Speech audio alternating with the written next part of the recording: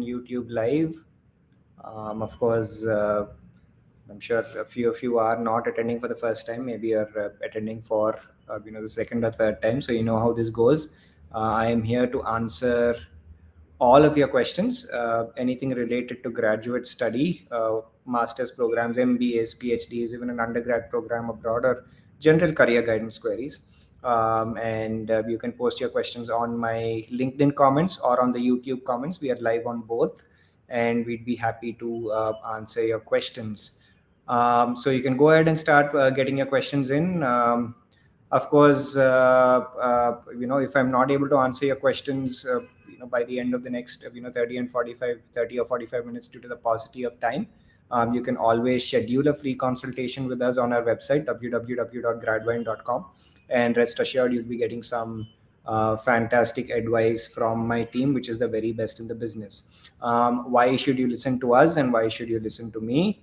Well, because in the last 6 years, we have counseled over 20,000 students to the finest master's programs all over the world. 98% of our students make it to the top 50 universities for their program. Just this recent admission cycle, we've had over 30 admits to Duke University, over 25 to Cornell, over 30 to Johns Hopkins. We've had over 10 people make it to Dartmouth College, which is an Ivy League. We've had upwards of 20 people make it to USC. We've had upwards of 25 to Carnegie Mellon, over 20 to the University of Washington. North Carolina State has around 40 admits just from Gradvine students. So in a lot of places, almost 20 to 30% of these incoming classes are students who've taken Gradvine's consulting.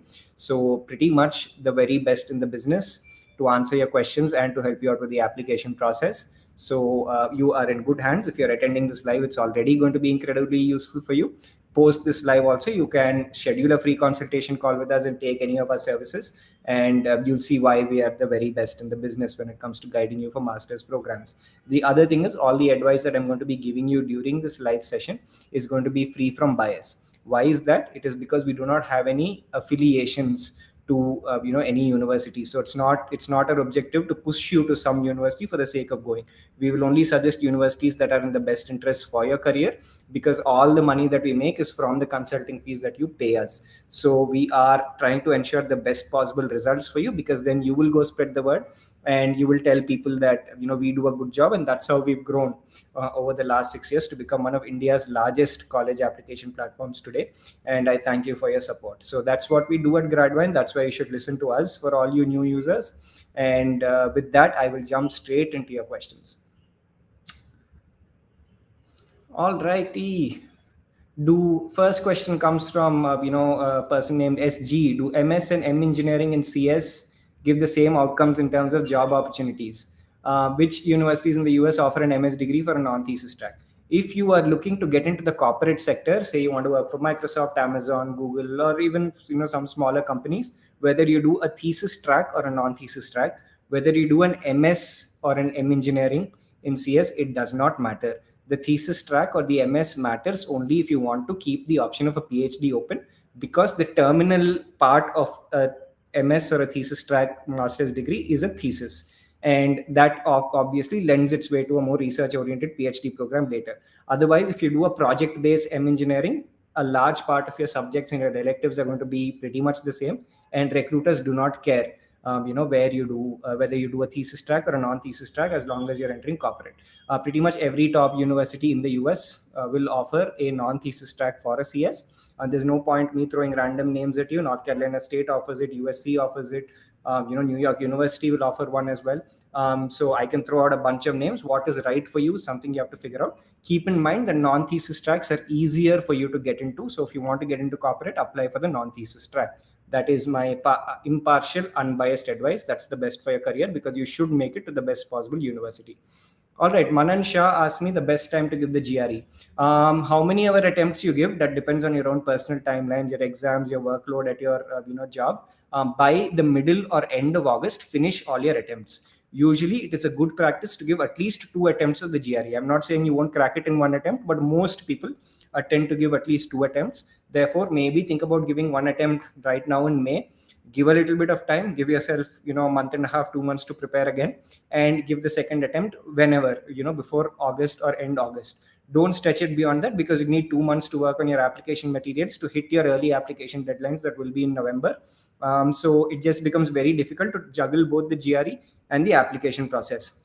My dear friends, the rest of you who are listening in, one important piece of advice: please get your university shortlist done before you give the GRE. The GRE is not going to dictate your shortlist to a large extent. Your GPA, your projects, your work X matters a lot more.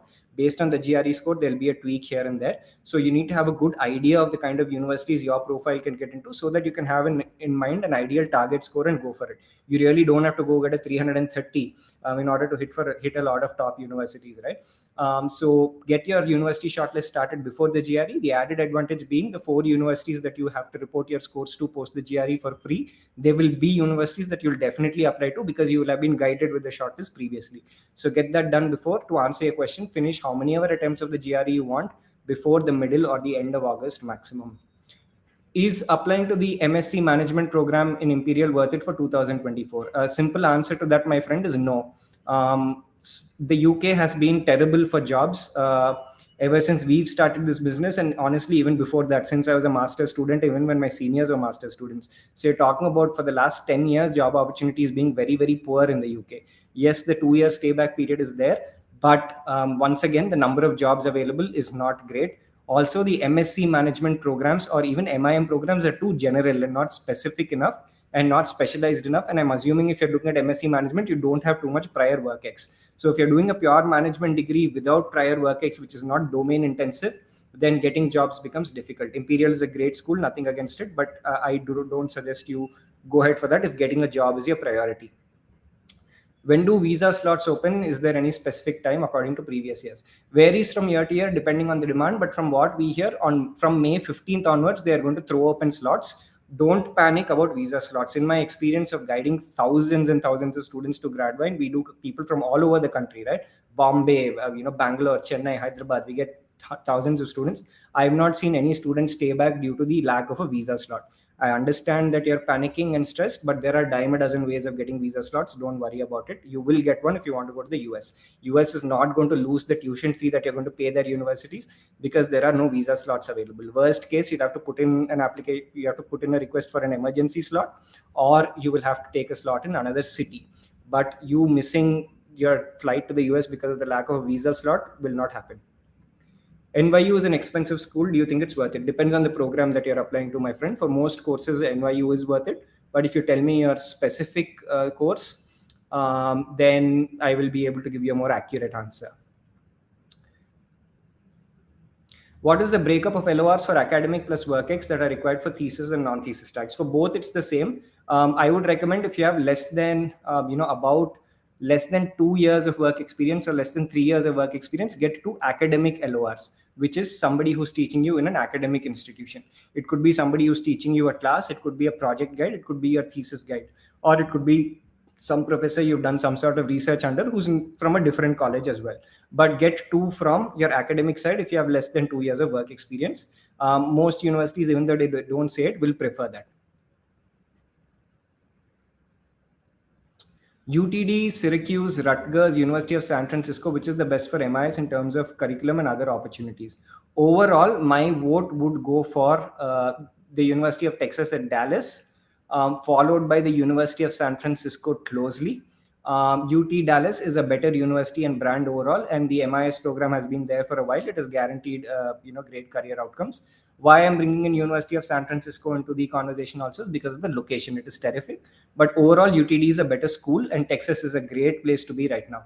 So you can, go in for it. All right, Praveen Kumar asked me a very good question, which all of you should, pay attention to. How much does a UG college's rankings matter in getting admit to top MEM programs? All right, great. So here's a simple answer to that. They don't matter. I've seen people from universities in India, which I haven't heard of, who made it to, Cornell, they made it to Duke. It doesn't matter. If your GPA is good enough, like an 8 plus, you will always have a chance to get into a top 5 MEM program. I've had people, I'm sorry, I don't know, these are tier 3, but I've not heard of them too much, like Shah and Anchor Kachi, engineering, they've gotten into Duke, right? I've had dime a dozen people who've gotten from CBIT in Hyderabad, which definitely will not fall under tier 1 or even maybe a tier 2, get into Cornell, Duke, and even Stanford, right? So it doesn't matter. Your body of work has to be good. Whether you are from an IIT, non-IIT, even if you're from a lower unknown university, also you will have a shot, for sure, and a good shot. There's nothing like that. Of course, if you're a topper from IIT, you have an advantage, or a middle level GPA student from an IIT Bombay will have a little bit of an advantage over a middle level GPA from lower rank college. But it doesn't mean that it is impossible. In fact, you have a very good chance. We've done it multiple times before, hundreds of times. And our expertise with MEM, computer science, MIS programs is absolutely unmatched. So do schedule a free consultation call with us using the link that my colleague Nilesh is posting, or just visit the website mentioned on the scroll, and we'll be happy to help you out with your process. Don't let anyone tell you that it's impossible. Give it a shot, give it a strong shot, so it won't be difficult, to be honest. Is it better to take AI or robotics, considering I'll be graduating from a master's in 2026? How are job prospects? I would take AI simply because the applications of AI are broader. Therefore, the kind of industries and companies that will hire you will be wider. So if you want to play it safe, you can take an AI specialization in your masters, and you can get roles within the robotics domain also, because it throws it open. Again, both are very in-demand job roles, but AI is broader. So I would pick AI. When exactly will F1 visa slots open? From what we hear, again, this is not confirmed news. This is just hearsay from reliable sources, of course. May 15th is when they plan to throw open a lot of visa slots. Again, you will get visa slots. Don't panic. No need to panic. I've not seen anyone so far not go to the US without a visa slot. 305 GRE MS in industrial engineering. Do I stand a chance of applying to NCSU and TAMU? You can absolutely apply to NCSU and TAMU. I've had people with a 300, 301 also make it to the industrial engineering programs at both NCSU, at TAMU also, provided your GPA is good and your projects are good. So with that GRE score, I've had dime a dozen people make it in the past. So I'm only telling you, and on the basis of what has happened in the past. In fact, all the advice I'm giving you is based on our extensive past experience of having executed this and done that, right? So Gradvine's tagline has been there and done that. We are from the top universities. We've placed thousands of students by this point into the top 20 schools for their programs. So we know exactly what we are talking about. Based on our past experience, it's definitely a possibility. What should be my timeline if I've just started my GRE prep? Targeting fall 2024. All right. See, I've already mentioned this. I don't know if you heard, but if you started GRE prep, try and finish how many ever attempts you want to give, maybe 2 attempts by the 15th or the end of August. Then September, October, 2 months, you will work on your application materials. Try submitting all your applications irrespective of the deadline by the first week of November or the 15th of November. We are seeing a trend in our free consultation calls where a lot of students are coming to us and saying, oh, my deadlines are in January, so I will apply then. Understand that applying well before the deadlines, for CS programs, especially for MIS programs, in fact, BA will have priority deadlines in the 1st of November. If you apply by the first week of November or the middle of November, your chances of getting in go up by 15 to 20%, and that is significant. So don't sit down and just waste your time and think, oh, I will apply in January, because what are you going to gain, right? What are you going to do relaxing for 2 months? It's once in your life that you're going to be applying for a master's program. Give yourself the best shot. Start early, plan early, apply early. That is proven to give you better results. Therefore, don't just sit and think that you have a lot of time. If you procrastinate now, it's a master's degree and probably the last degree you'll be doing in your life. You'll be compromising so much. So be proactive, get started with the process. Let us help you with the process, and you will never ever regret applying early, but you will regret delaying and losing these 2-3 months now. So do the process well, do it early, finish your GRE by the middle or end of August. 2 months, September, October, work on your SOPs, LORs, report your scores. Again, scores take a while to reach. You also have to write the IELTS or the TOEFL between August and maybe the middle of October, somewhere there, while you're juggling your applications. And the application filling also might take time. The other thing is you have to get your LORs done first, well in advance, because your professors might delay uploading them and it has to go from their email ID. So be quick, start now, give your first attempt to the GRE by the month end, and push along and give your second attempt by August, and start working on your applications after that. On our YouTube, a more detailed timeline is given. You can view that as well. But don't relax. There is time, but this is time that will never ever come back, right? All right. Is MSc in management in USA worth it? Which university is best in UK? Okay with non-STEM. Don't do a non-STEM degree in the US. If you want a job, if you want return on investment, which 90% of students want, of course, MSc in management or an MIM in the US doesn't make sense, because you're going to be spending a ton of money. You'll be getting only 1 year of OPT, and it is likely that the H1B won't get picked in that 1 year, right? Also, without some sort of techno management or tech aspect to it, or statistics or analytics or software related education in the management degree, job opportunities are also difficult. I would not recommend it. We help people with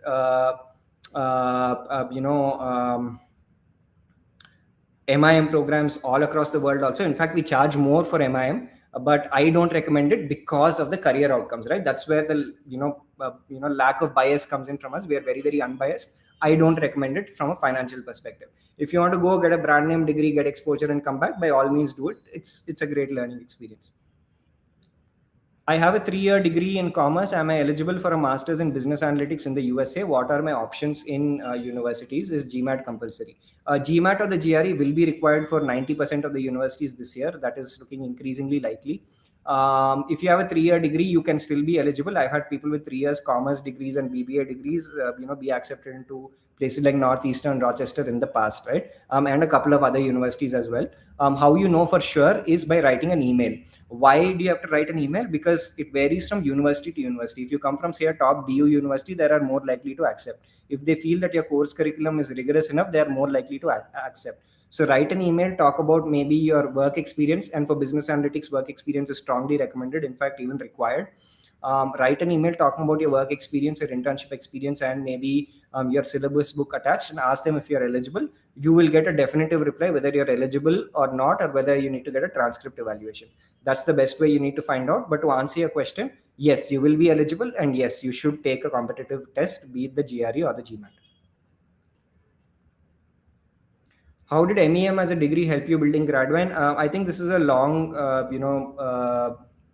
it's going to be a long answer. It won't be fair for the others who have very, urgent masters related queries, Mohit. So, maybe I'll address that someplace, but yeah, I will stick to, masters related queries. I think there's a lot, Is it possible to do a PhD after a non-thesis MS? In theory, yes, but it's far easier to do it with a thesis track, because what happens is, all right, some issue with the connection. All right, I'm back. So what happens is, usually when you do a thesis, right, that becomes a basis for maybe any future resource, and for you to, make an argument that, you are equipped to handle the rigors of a PhD. Second thing is, a lot of times, the person you're doing the thesis under itself will recommend you for a PhD where you are under their supervision, right? So it is possible, but it is less likely. NYU Courant versus NYU Tandon, which is better for MS and CS? Courant by a mile. Everything offered by Courant is superior. NYU Tandon used to be NYU Polytechnic, which was not NYU, it was a different university. They merged around 10 years ago, and then NYU Polytechnic became the Tandon School of Engineering. Courant is the original NYU from Manhattan, which has been there since forever. So Courant MS and CS is an elite program. Tandon is also very good, but Courant is better. I have admits from UWash MSIM and CMU MSSM. Which would be the best for me? I want to go into PM roles after graduation. Congratulations, fantastic admits to have. In fact, we'd love to put you in touch with around 20, 30 plus Gradvine students who are going into UWash or CMU at this point. If you want to get into product management, I would recommend UWash. The curriculum is a little bit more management oriented. Its location is fantastic because Amazon and Microsoft in Seattle just recruit year after year scores of candidates from there. And it will also, I believe, at least work out cheaper. Now, CMU MSSM is a brilliant program itself, but UWash MSIM gives you, equally great career options. Better, in fact, for product management, unlike, the software program at CMU, which can be more technical. So overall, I would recommend UWash MSIM for you.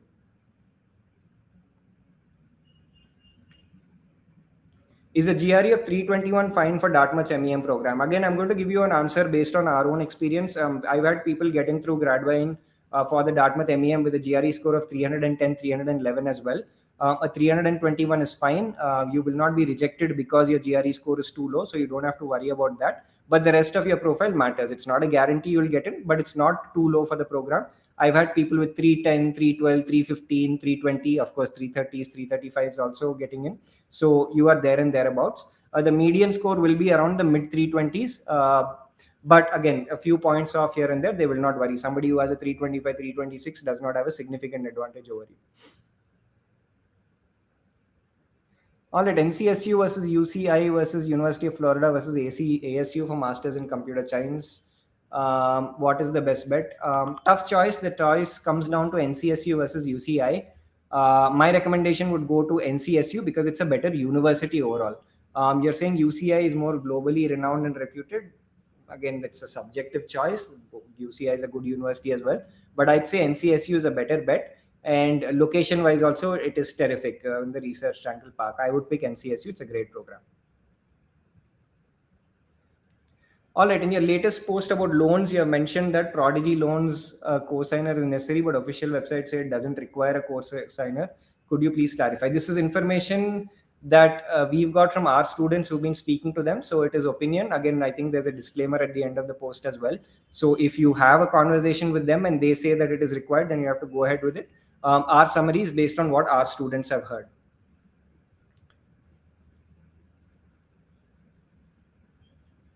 All right, I've heard that taking a thesis based MS would lead to a huge scholarship than non thesis. Is it true? I wouldn't say so. Again, research based programs in general get you better scholarships and stipends, but that should not be the basis of you, taking the degree, to be honest, because there is no, I mean, there could be a correlation. There is a slightly greater likelihood that you'll get a scholarship if you're taking a thesis track, but it's no guarantee. Your priority should be to get into the better university based on your profile. And if you do not have research papers, then getting into a non-thesis track program is easier. Secondarily, if you want to get into corporate, then doing the non-thesis program makes a lot of sense because there's overall a greater likelihood that you can crack a better program. But there is a greater likelihood that you might get a scholarship with a thesis track masters, but whether it's going to be huge or whether it's going to be a massive difference is debatable. In fact, I don't think so. UTD Management Science versus NEU MEM, which one to choose? I would pick the NEU MEM because of the co-op program. It is very good, and the NEU MEM, everybody who's gone there has gotten jobs and they've done well in the past. So I would pick the NEU MEM.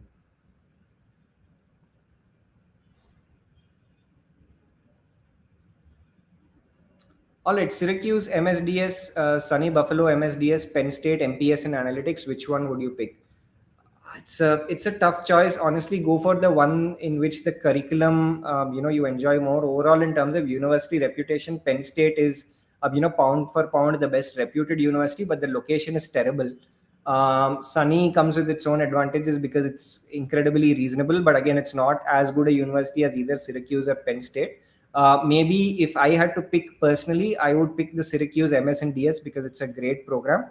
But really depends on what kind of career outcomes you want. Data science obviously is going to be far more math intensive and more technical. Analytics may not be as much. My pick would be the Syracuse MSDS, but honestly, even if you pick Penn State, you can't go wrong. Data analytics and engineering, I'm assuming that's what DA is, in George Mason University versus AADT in UNT. I don't know what AADT is. UNT, I'm assuming, is the University of North Texas. I would pick George Mason University. Definitely a better university. How to start with the shortlisting and by when should it be done? How to start with the shortlisting? You can schedule a free consultation call with us, write your profile, and we will send you 15 to 18 universities in a preliminary list which are ideally suited for your profile, your career aspirations, and for strong return on investment. That's the best way to start with your shortlisting with us. When should it be done? Honestly, if it is done by and large before your GRE, it's the best way. If not, then at least by, like I said, the middle or end of August, if your list is done, you can start collating the application requirements, which we will also do for you as part of our service, and start working on the material. So start with the shortlisting as soon as possible with us. And when should it be done? Maybe in a month or a couple of months after you have conversations with our mentors to understand your budgets, your curriculum requirements, your location preferences, how you like the campus culture at that university, and a bunch of different things, and the career outcomes, of course. We can prune that larger, broader list to a shorter, more comprehensive list. That's how you start with us. How you do it on your own, you have to do a lot of research online, text a lot of people. Maybe you'll get qualified opinions, maybe you will not. But with us, that's how you can start off with the process. And again, our shortlisting has been spot on for so many candidates in the past 6 years, and our results are there for everyone to see. So get started with the shortlisting for us. It will be the best way you can invest your money, for sure. Should I be worried about the ongoing recession? Should I consider a deferral? If I don't think so, honestly, the people who are suffering with the ongoing recession are people who joined college, 1.5 years or 2 years back. So a recession, very, very honestly, is perhaps the best time to start university, because when there's a lull, there the market also has to go up. It's like a sine curve, right? So it is very likely, and we've seen in the past couple of economic downturns, both which was COVID driven and the 2008 downturn, people who started master's programs or MBAs in the peak of that recession or at the beginning of that recession graduated into a peak. And that's what could work for you as well. I don't think people going now have to worry. Those who did not expect it, of course, are being affected, but even they are recovering and able to find jobs. What is your opinion on the MOT program at TU Delft? Is it worth pursuing in terms of graduate outcomes and ROI? Most definitely, yes. I rate the TU Delft program very, very highly, and the Netherlands as a destination and country as a great, great place. Booming tech economy, great startup culture. They are looking for tech managers. TU Delft is a terrific school. It is for European programs on the more expensive side, but ROI is very, very solid. It's a great program. I would rate it on par with maybe the top 7, 8 MEM programs in the US. Is MIS from NYU worth it? Asked Devang Kaushik. Absolutely, yes. It is expensive, but the career outcomes are fantastic as well. So yes, I would say it is worth it. I'm working in the analytics domain as a data analyst. I will have around 4.5 years of experience next year. Is MEM beneficial for me, or should I go for an MBA? Look, for this, you'll need to have a little bit more of a detailed conversation. I've had people with 6, 7 years go to MEMs and do very well, earning very well. I've had people obviously with 4, 5 years of experience do an MBA and get into the top programs and do well. Depends on where you want to get in. If you want to get into product management or continue within the analytics domain, then MEM will give you the same career outcomes at half the cost. If you want to break into management consulting or something which is more away from the tech sector, then an MBA would make sense, but an MBA will cost you double. So it really depends on what your budget is, what kind of curriculum you'd enjoy, what kind of sector you want to break into, and depending on that, the MEM or the MBA can make a lot of sense. Right now, companies are also looking at specialized management graduates, so it's not like MEMs in certain domains are looked at inferiorly compared to an MBA. But that is okay if you want to break into project management, product management, or you want to stick to your core analytics domain. If you want to go into management consulting or maybe even supply chain related roles, then an MBA is viewed as more valuable. So schedule that free consultation call with us and you will come up with a conclusive answer in the end. I've also seen a few people apply to a combination of MBAs and MEMs, and depending on where they go in, they decide which the best program is for you. The other thing is we have to see whether your profile is more suited for the MEM or the MBA. MBAs place a lot more emphasis on the GMAT score and your work experience. MEMs place great emphasis on your GPA and of course your work experience, right? So if you have a very high GMAT score or a very high GRE score, then the MBA might make sense. If you come with a GRE score or a GMAT score of around 650 or 310, 312, then MBA becomes difficult.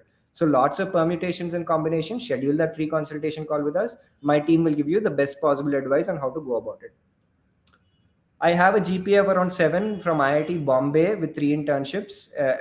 Can I target Duke, Dartmouth, Cornell, and Columbia? Here's where the nuance comes, and here's where our expertise comes in, right? You cannot group Duke, Cornell, Dartmouth, and Columbia. For example, Cornell till date has not given an admit to anybody with a GPA below an 8, right? And I've had people from IIT Delhi, I've had people from the BITS Pilani campuses, all over there with a GPA of 7.5, 7.6. They did not make it to Cornell. They simply stated when asked why they were rejected, they said that GPA is not competitive compared to the rest of the class. The others, Duke, Dartmouth, they have definitely gotten in. In fact, Dartmouth is very fickle in the way it evaluates profiles. Columbia, maybe lower chances. Duke, they have people who have gotten it. So you have a shot, but balancing that shortlist, understanding which universities are GPA centric, which universities are more holistic profile centric, is very, very important. That is something that we will help you understand while we are doing the shortlist, simply because we placed thousands of profiles, like I said, into these very programs. So do consider starting off with us, and we'll help you out with it. All right, Ananya says, I'm hoping you can give me some clarity. I'm being confused since long. I am confused about what the question was. Let me think. Um, I think, yeah. I think you were saying UWash MSIM versus Carnegie Mellon. I would say the UWash MSIM for product management. If that's what you're looking for, I would go for it. When talking about job offers, what do you think offer better salaries? MEM in very good universities or CS in a normally good university? Starting salaries overall for CS are higher always if you have less work experience. What do I mean by less work experience? If you have less than 2 or 3 years of work experience, CS starting salaries will always be higher. Once you are a slightly more experienced professionals, then MEM will take you into middle management roles where the salary will be higher. But overall, pound for pound, CS will always give you better starting salaries. Very, very honestly, because there is a demand for tech folks and people who can code always, and therefore supply demand, you get paid more essentially. Which course has more scope in Europe, masters in technology and engineering management or masters in sustainable energy? See, first of all, in Europe there are not too many masters in technology or engineering management programs. Delft offers some, couple of universities in Ireland offer it. There are a couple of German universities that offer it as well, but technology management is not really an in thing in Europe. Engineering management and technology management started because they wanted domain specific managers for the booming tech economy in the US, which are STEM designated. That's how it started, and that's how they've come in demand. So I don't recommend Europe, except for maybe TU Delft and a couple of other schools for technology management or engineering management. Now, see, there will be scope, and you can find a country that has scope for any degree of your choice. But engineering management versus sustainable energy are very, very different. When you are applying for a master's degree, you have to make a choice, because you cannot be fickle. You have to find that you're truly interested in, and chart out a career path. That is something that we help you do during the shortlisting also, and then you make the choice, right? So overall, which is better, which is worse? Honestly, both can be great if you go to the right school. But overall, engineering management is not a very popular thing in Europe for various reasons. Is MS and CS better or MEM better on the basis of ROI? Depends. If you go to an MEM with work experience at a top tier school, the ROI can be great, but understand that MEM programs in general are expensive because they have business school electives. So if you look at a dollar for dollar immediate starting salary versus investment, analysis for CS versus MEM, then definitely MS and CS will be better. All right, I'm applying for Fall 24, GRE 300, TOEFL 95, GPA 8.3, WorkX 3 years in Accenture. Any chance of getting into MIS or CS? Do I need to repeat the TOEFL exam? TOEFL, most likely you don't have to repeat. Maybe there'll be 1-2 universities which have a slightly higher cutoff. Replace it with something else. For MIS with the similar profile, we've had people cracking the top 10 MIS programs. In fact, I've had people with similar profiles even crack University of Maryland and Indiana Kelly, which are top 5-6 MIS programs according to most people, right? So yes, for CS, it becomes an issue because then there's a little bit of an emphasis on your GRE quant score. Your GPA is good, but if you have to seriously push, maybe even a top 50 would be possible because CS is very competitive. I don't think you have to give the TOEFL again, but if you want to give the GRE again because there is time, maybe consider it. The difference between a 300 and a 310 is significant. The difference between a 310 and a 320 is not much. 320 to 330 almost doesn't matter. 300 to 310 boosts it because you come from a very when you look at the normal distribution, 300 is an outlier, right? You're almost away from the typical average median scores. But once you come to a 310, then you are in the mix, and therefore the GRE score doesn't become a factor for rejection. You can still get into very good places, but maybe reconsider taking it. But if not, also you're pretty well placed. We've done several profiles who made it to good schools through this. All right. Pujita asks again, MS and CS was MEM greater in terms of ROI? I've mentioned. She says 2.5 years of work in the IT industry. Again, MS and CS will give you better ROI because MS and CS can be cheaper and starting salaries are high. But depends. If you don't want to continue writing code, then you want to shift to the MEM, and then you will have some great career outcomes. So ROI wise, CS is better. What is better for you is something that you have to consult with us and figure out.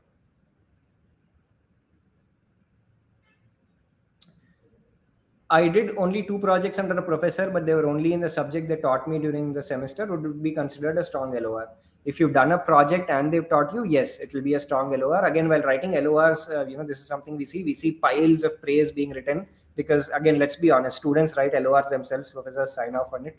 So there's piles of praise and praise and praise. It is not objective. It is not grounded. It is not backed by examples. So if you do these three things, only then an LOR is strong. Just writing a whole pile of praise just makes it seem disingenuous. Universities can see through that, and we've seen that happen a lot based on our experience, right? So the way you draft it becomes important. If you're asking me, is the working relationship strong enough for it to be a good LOR? Then yes, it is. How are job opportunities after MS in mechanical engineering? If you're talking about the US, as long as you go to a top 15 university, there are good opportunities. Otherwise, I would recommend you shift into industrial or the manufacturing side. That's where there are more job opportunities. But if you want to stick to your core mechanical, make sure you crack a top 15 sort of university. Can we explore entrepreneurship in the US after masters? Becomes very difficult without the visa sponsorship. Not the most intuitive way. Which university should I accept? NYU, IE, Northeastern, MEM, NCSU, MEM. I would pick NCSU, MEM. Terrific program. Is it true that getting into Columbia MSCS is a bit easier than compared to TAMU MSCS because of the less cost for the latter? Aryaman, you have done good research. That is true. Columbia is a great school, but honestly, Columbia grads and TAMU grads earn pretty much the same, give or take, a little bit here and there. And TAMU costs half or less than half. So yes, TAMU MSCS is very competitive because it's an outstanding university at a cost that is unheard of for a university of its caliber.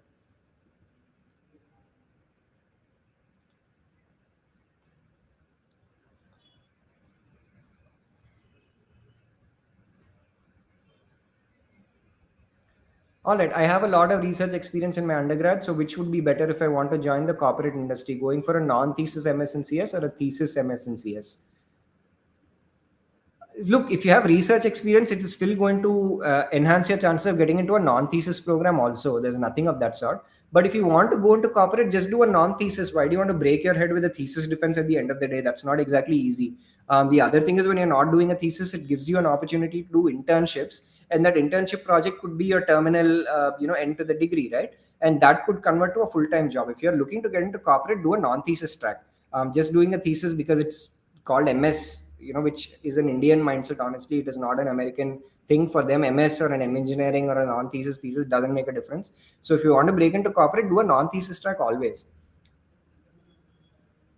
Do we have a top MBA school in the USA that gives GRE GMAT waiver for spring 2024? Thinking about it the wrong way, my friend, completely. First of all, don't apply to MBAs in spring. You're not going to have enough options. Last year, among the top 30 MBA programs, only 2-3 schools offered a GMAT waiver.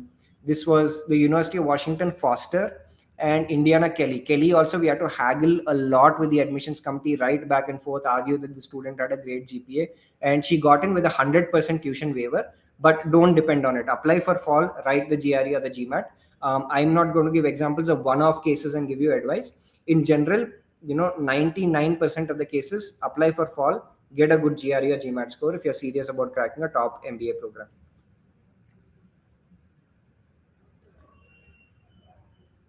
All right, I have an admit from Syracuse with 15% scholarship and have an admit from UTD and University of San Francisco. Which should I opt? UTD would be my pick.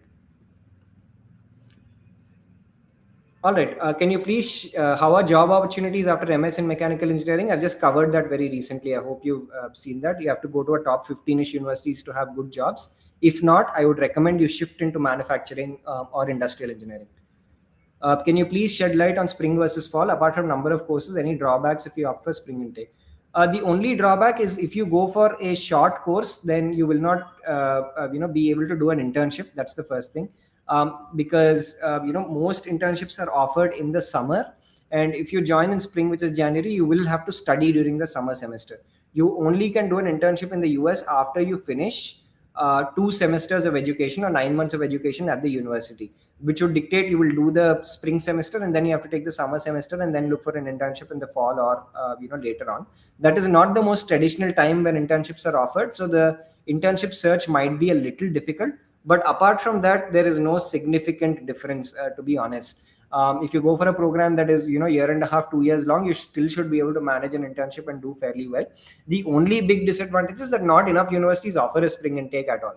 But if you find 5 6 options that are a fit for your profile, which we can find for you, you can go for it. It also depends on the course that you're going for. MIS versus MEM for product management roles. MEM is better overall. Some MIS programs like University of Washington, Indiana, Kelly, and Maryland are good. Will there be a GRE waiver for fall 2024? I'm looking for masters in mechanical engineering.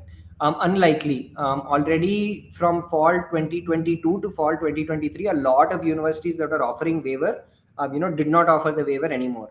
The world is coming back to normal. I don't see any reason for universities to continue doing this. Maybe there'll be 1 2 3 options, but again, you can't depend on 2 3 options and not give the GRE. Give the GRE. Again, GRE is not as important. If you get a fairly decent GRE score of a 310, 315, if your GPA is good, you can still get into a lot of good programs. But if you blindly say, okay, I'm not going to give the GRE because of fear and I will find universities that might waive it off, you might be left this year only with 1 or 2 options, and that's a bad place to be.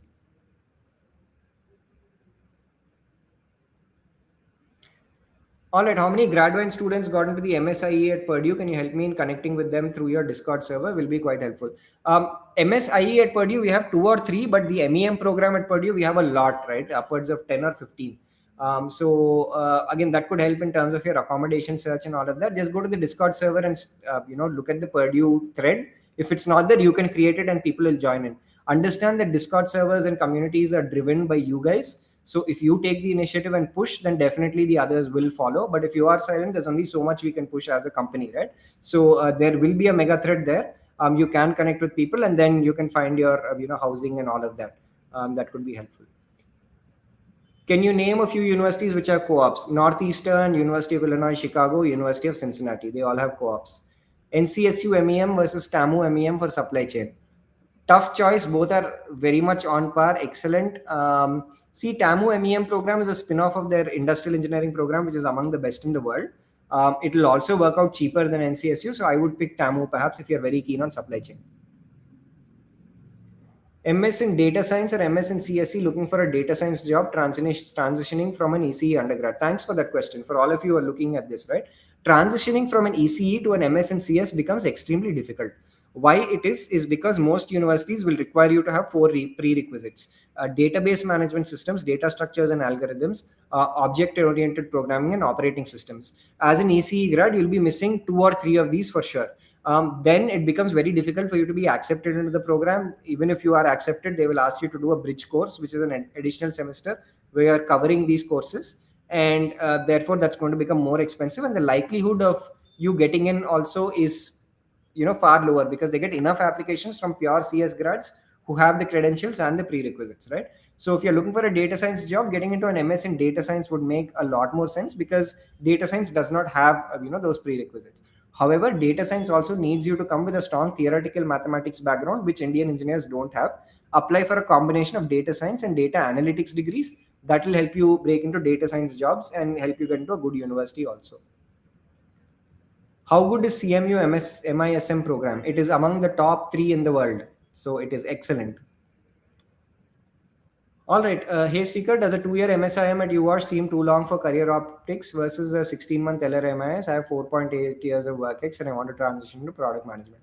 MISM, UWash versus LR, while it is a good school, there is no comparison. I don't know what optics we are talking about here. I mean, why would a university say, oh, he studied for too long? That doesn't make much sense. Overall, pound for pound, UWash MSM is a far better program in a far better location. For product program management, blindly go for it. It is no choice. In terms of entrepreneurship, which colleges would you suggest for masters in US? My friend, if you're looking for entrepreneurship, don't go do a masters in US because sure, you'll get a great education. And there are fantastic universities like Brown offers a prime program, PRIME, which is an entrepreneurship focused engineering management. But If you want to start up, you're not going to get a visa sponsorship. You have to go get a job and work for 3 4 years, and then it's a whole complication. So I can suggest a bunch of colleges which offer entrepreneurship programs, but do they make any practical sense? Probably no. And it's very easy to get you in there also. So I can take your money and get you in, but overall, in terms of what you're going to be doing 5 6 7 years down the line, it doesn't make too much sense. I have a GPA of 9.4, GRE 323, and internship at Microsoft. What chance do I have for a top 15 MS in CS in fall 2024? I would be a little greedy and ask you what college you're from as well, but I'll give you an answer. You have a solid shot at the top 15 because the internship at Microsoft also is not easy to crack. And that itself is a big plus. Your GPA is great, your GRE is good. You'll have a solid shot. I think we've done hundreds of profiles like yours who've gotten into a top 15 MS and CS. So, only thing is get started early, get your shortlist properly done, right? Even just blindly doing the top 15 MS and CS may not make too much sense because you have to see how much you're investing, what areas of research or what kind of lab facilities you're interested in, what kind of companies are recruiting. All of these are insights which our mentors will give you. Therefore, blindly just targeting the top 15 MS and CS may not make too much sense. You need to have a balanced list and you'll get into a great college. But getting that list sorted, making sure your SOP is on point with the right technically correct narrative is incredibly important when you're targeting top programs. And on this stream also, you'll have a lot of our past paid students who are on, who will validate the kind of work we put in terms of the SOP and the shortlist, because it comes from technical knowledge, not some random consultancy gyan where we are just pushing you there. But you have a solid shot if you do the process properly. So do sign up with us, and you definitely will have a shot. Based on our experience, I think that's a great profile you have in hand. So congratulations on building that. All right, Sreekar, does location still matter as much as it used to pre-COVID? Asking for a much costlier UAsh versus a more affordable LR. Location will still matter because there have been hiring habits, right? Now, see, earlier maybe Microsoft, Amazon came and sat, did camps, did job fairs, whatever, recruited in the past. Now maybe they don't come physically, but the hiring habit has been formed. Overall, for your case, again, just go for UWash. I would not, pick LR over UWash under any circumstance, even though LR is a good question. All right, follow-up question. Can you shed some light as why not NYU IE and NEU MEM over NCSU MEM? Better location advantage, overall reputation, co-op opportunity at NEU. Please give me some reasons. I've shared with you my opinion, my friend. If you're comparing NEU and NCSU, it is like you asking me, why is, what is some local college from where you're from? Okay, let me give. Why is some tier 3 college in Hyderabad better than BITS Pilani, which is in Pilani, right? So location is better. So what answer do I give you for that? NCSU is simply a better university, a better quality of class. It's a better peer group.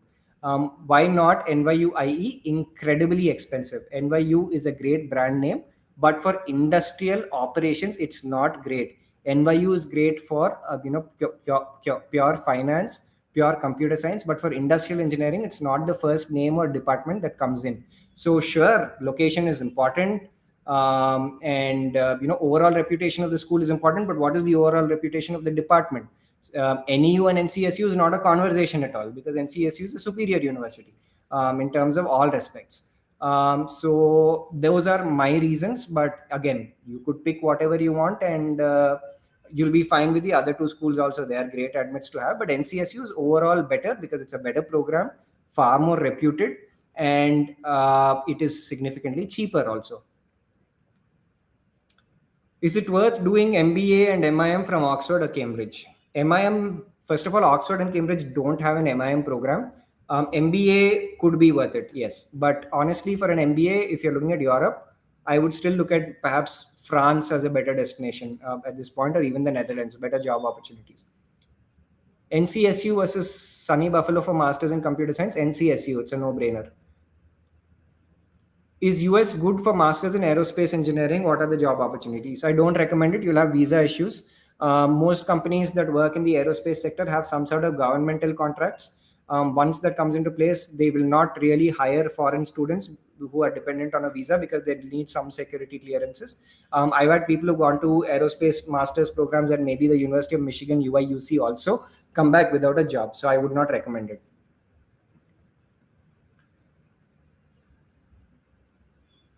I have only one internship at a startup in a data science role. It wasn't great. Will it reduce my chance of getting a top 20 MSCS programs?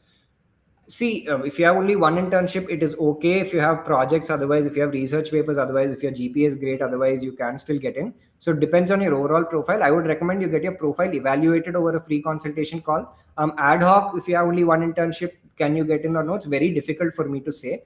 If the rest of your profile is good enough, there's no reason why not if you have a strong research background. I have 1.5 years of experience in the analytics industry. Which degree would be better for me? MIS, MEM, BA, or any other? My friend, it depends on the career outcomes you want. If you want to get into pure product management, then MEM or certain MIS degrees may be better. If you want to continue in analytics or you want to go into more, advanced technical roles, then a business analytics or a data analytics might be make sense. If you want to transition into a software engineering role, then an MIS is definitely a better bet. All three would make sense for you. I think with 1.5 years of experience, to sit in the right bracket for all three degrees. Which one you want to go into, really depends on the career outcomes you want. We've had people apply to all three and then decide depending on the university that they want to go to as well. I again really depends on the career outcomes you want. You can discuss that with us, over a call for sure. Applying for MSCS data science in spring versus fall. See, I've already explained. Spring versus fall in terms of career outcomes is not too much of a difference. I think you'll be able to manage, the internship, issue, but you'll have far more options in the fall. That's the only reason why, I recommend fall. But if there's some reason where you have to go, in a hurry, then spring is absolutely fine as well. My recommendation lies with fall always because it's a more traditional intake and it has a lot more opportunities.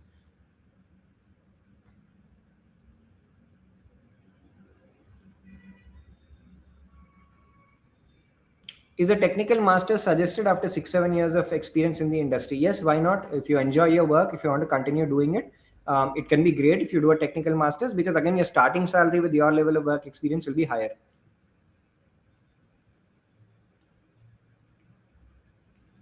All right, SG says I'm from DTU. If you are a 9 pointer from DTU, I would like to meet you, my friend. That is some achievement. Good job. You'll be fine. You'll get into some really good programs. All right, target GRE for an Indian with 5 years of work experience, 8.1 GPA in Duke, Darden, Cornell, NYU, MBA. Can we submit LOR after the deadline? See, you can submit LOR after the deadline, but why do you want to do it? Just submit it before the deadline. No, like there is no sense in risking that and submitting the LOR after the deadline. That is just poor planning. Unless you start the application some 5 days before the deadline, you should not allow the LOR to go after the deadline. In theory, you can, but see, beyond that, the university, if they're in a bad mood, they'll just say we won't consider you. But it's okay, but don't do it. What is the target GRE? If you're looking at an MBA, you need a 325 plus, my friend. With 5 years of work experience and 8.1 GPA, you're on point. I think you'll have a good shot purely from the profile basis. Once you get a 325 plus, you will be in serious consideration for an interview, provided your documents are good. Is a master's degree necessary to be successful in your corporate career? No, but if you want to immigrate, it is. All right, Rhythm asks NCSU versus Stony Brook. That's a tough choice. I would pick Stony Brook over NCSU. Marginally better program, I'd say. Again, both are very closely matched, but Stony Brook is marginally better. The location is also fantastic. Stony Brook would be my pick. All right. Ganesh asks, hi, I've decided to go for Columbia MSE over Duke and Cornell MEM. Have you known people who struggled to pay off the huge loans they took for Columbia? I have not, honestly. If you are convinced with the career outcomes of Columbia and are okay with the kind of roles that grads are getting into, um, I haven't say people have struggled to pay off the loans within the OPT period. They have been able to, do it. So it's not, an issue. Um, yeah, honestly, yeah, Columbia is a little bit more expensive than Duke and Cornell, or quite a bit more expensive. But the NYU location also gives you a slight boost in starting salary. But yeah, it'll be a little bit more challenging paying off the loan. But I wouldn't say they've struggled or anything. They've done it pretty comfortably in the end. All right. Recently watched your video of top MEM universities. I want to understand why TAMU doesn't come under top 10. Any drawbacks of the TAMU MEM program? See, I'll tell you very honestly, right? We have to do these top 10 rankings to be, uh, because that's what students like to see, right? I hate rankings, first of all, but I'm forced to do rankings because everybody likes a place to start off with. A lot of the universities in the top 10 list of mine may not be the best for you in terms of budget, in terms of maybe the curriculum or your, job opportunities. But I wouldn't say that TAMU is a bad program. TAMU is very, very good, but for a large majority of the students, they find that the TAMU curriculum is not to their choice. It's far more industrial, supply chain, operations related, which people don't expect from an engineering management program, because they look at an engineering management program as a more general management program, and they want to move into product management roles by and large, right? So that's why it is maybe not the first name that comes in there. But TAMU may be a lot better for you in terms of a lot of other programs if you are looking to get into operations and supply chain roles. So it is not a sort of a definitive list, and anything outside the top 10 is bad. But these are 10 programs which, for a broad category of students, serve a lot of purposes. So I wouldn't say there are any significant drawbacks from the program. Maybe the only worry is that it's a little new, but considering it comes under the purview and under that flavor of that industrial engineering department of TAMU, which is very, very strong, uh, I wouldn't say there's anything bad. You can still apply for it. Once again, it's not like if you have a good profile, you just blindly apply to the 10 universities that I suggest on that rankings list, right? There will be other programs that are far more suited for you based on your career outcomes. So during the shortlisting, understanding what kind of job roles you want to get into, understanding what kind of curriculum you're comfortable with, understanding what kind of budget that you have, and then finding the right university for you is very, very important. It's not like earlier where there are only 9, 10 universities that offer the MEM. There are over 20 to 22 very, very good MEM programs right now, but it depends on what you want from your career. That's why getting the shortlisting right is important. Don't be too perturbed if it doesn't appear in my top 10 list or somebody else's top 10 list. It's still a very, very good program. I hope that clarification sort of makes sense.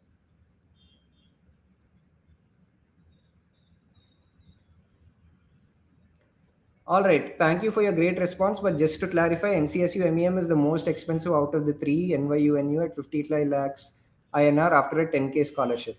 Uh, all righty. Go for your pick, my friend. Again, I shared my opinion in terms of the best. It is your choice. I can't force you to go one place over the other. Right. All right. Rhythm says NCSU versus Stony Brook for computer science. I've answered that. Is Europe better for aerospace engineering masters? Might be, but again, aerospace is again a niche. Look, I think you've talked about mechanical engineering, you talked about aerospace, you talked about, I don't know if you talked about any other degrees.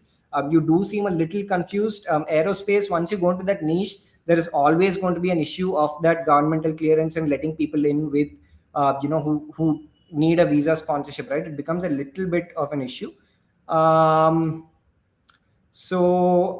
yeah, I suggest you speak to us, maybe understand the best possible course that you're applying to. If you're looking at a master's in mechanical versus aerospace, I would still pick mechanical engineering because it's general enough to give you, some broader avenues into different, sectors and areas at least. So if you have to pick between the two, mechanical engineering is the better choice. But definitely schedule that free consultation call with us, and we'd be happy to advise you on the best degree that you have to pursue in the first place. That don't make decisions in haste, essentially. For MEM, does OPT matters to get into job opportunities? Can you suggest good universities that provide OPT?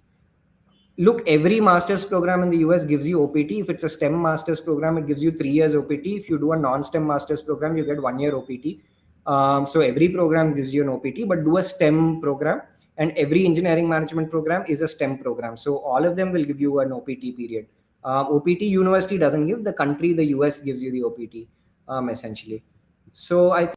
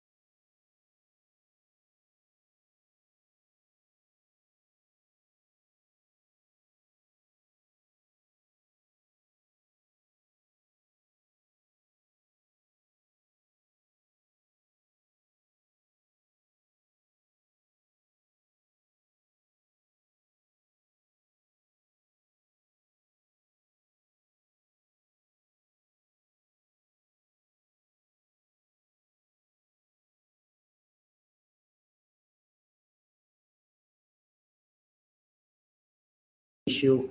Yeah, we lost power. All right. Anyways, we were coming to the end of the stream, and yeah, thank you so much for your question pack today. Non-stop talking for an hour. I hope, as usual, that the stream was useful. For all of you who have follow-up questions, want to understand the master's process a little better, want to understand the right programs to apply to and how to go about the process, please do schedule your free consultation with us, and you will get the same great advice, on our calls as well. And Yep, we'd be happy to help you out with the process once you sign up for our paid services. Again, our track record across MEM, CS, data science, MIS, MBA programs, industrial engineering, mechanical engineering is unmatched.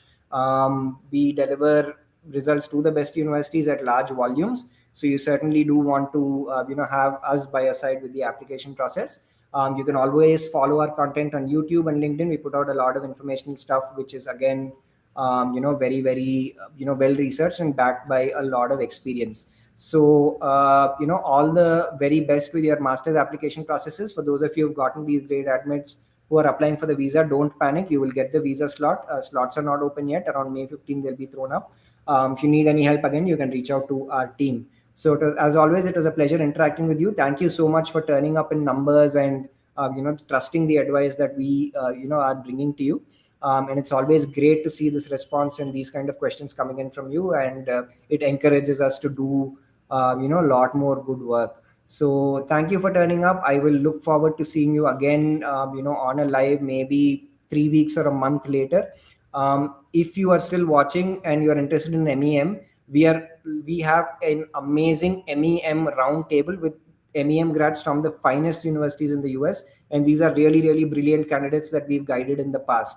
So that is a great place for you to start thinking about the MEM program and thinking about the application process. Those of you who already have admits, it's a great place for you to start understanding the job search and navigating the program itself. So you can follow my LinkedIn and Gradwine's LinkedIn to see when it's being held. It's on next Sunday at 9 p.m. I believe. Sign up for that. It's absolutely free, and we would love to see you there and answer your questions as well. Thank you so much for joining in. Do stay in touch with us, and have a wonderful weekend, guys. It was a pleasure interacting with you.